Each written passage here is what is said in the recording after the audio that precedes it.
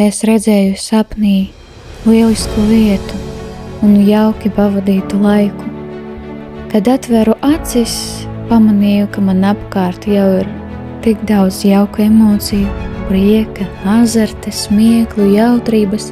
Cilvēki jaudīgi sadarbojas, dzīvīgi komunicē, prasmīgi darbojas komandā, saliedēti un draudzīgi atbalsta, izpalīdz, izprot, uzklausa, motivē un iedvesmo viens otru.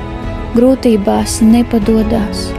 Komandas noķer kopīgo mieru un līdzsvaru, izjūt viens otru, jaudīgi apliecina personiskās spējas un talantus, spēku, ātrumu un radošumu.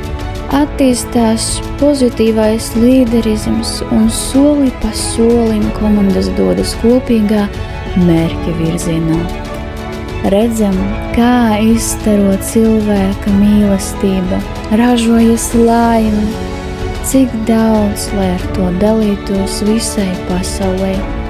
Tas nav sapnis, tā ir realitāte, tas ir reāls piedzīvojums, un tā sapņu vieta ir zeme, visa Latvija.